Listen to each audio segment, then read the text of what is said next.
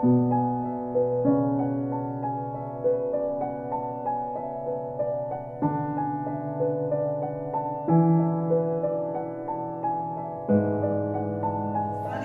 when things happen really spontaneously like that. Yeah. Like when I went to the supermarket and I wasn't sure about the recipe for this cake, and this lady walked past me, and I just thought, I was like, oh, I'll ask her if she knows. I don't know why I thought she would know, but sometimes you just spontaneously do things. And then it turned out that she made this particular cake all the time, knew the exact recipe and all the amounts and everything. Yeah. And it's just nice to stop and spontaneously chat to somebody. Exactly. Because we all think that we're different. We're all in our own little worlds and our own stories. And the story of our lives is the most important story in the world. And I'm in it, and I'm the leading character in it, and it's all very serious. I take it all very seriously. It's the only story I really read over and over again. Read and judge. Yeah, and I really identify with the central character in it. I go through everything that she's feeling. It's a drama. And then somehow you don't stop and talk to other people randomly because you're so caught up in your story. But when you do talk to other people, you realise you're not that different from them. That we're all sharing the same story together, just different aspects of it. There's different levels to this story too. There's the level that you're the hero in your story, you know, and I'm the hero in my story, and I'm like, oh, I'm this body, and I do this, and I look after it, and this. Things are good, I'm happy. Things are not so good, I'm kind of like this. And it's kind of like the roller coaster ups and downs of life, and we identify with this hero in the dream of whatever it is, this story.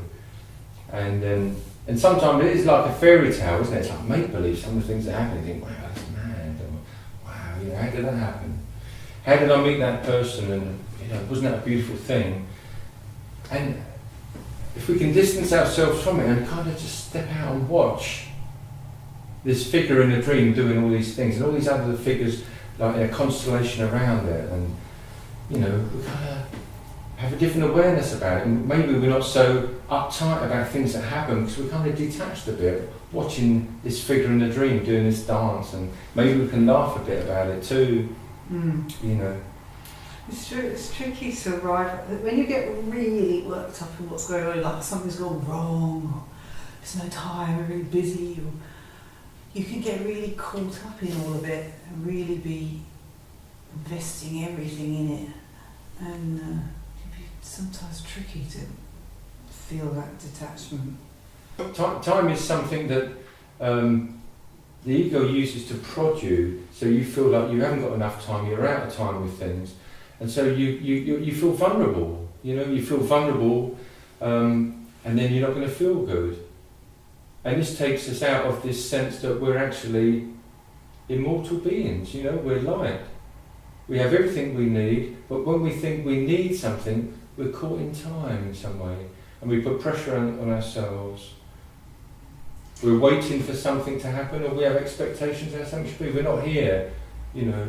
The classic thing is being in a queue in a supermarket, and you know there's a big queue, and then the lady's forgotten something, so she goes and there's a, you know, and they look at maybe going to another queue to get to put their shopping on there, and all of a sudden that starts moving up. It's like I used to do the same thing with driving a car. I used to be racing from one lane to the other, trying to get there. But where am I trying to get to? Am I just trying to get myself stressed? Do I really need to be there, or can I just trust in that spirit will guide me, that I meet the right people, and actually someone in front of me is slowing me down so I don't have an accident. You know, if I can accept that where I am it's perfect. So you finally get to the counter, the lady says, oh, I'm really sorry I kept you waiting. And I said, oh, I haven't been waiting. And she looks at you thinking, well, I'm sorry I've taken your time. You haven't taken my time, you know, thank you. You know, it's just a nice thing, of a way of being, that you know, you can be in the world but not of the world. You can be in the world but not subject to the laws of it. You know, there's only one law, and that's love.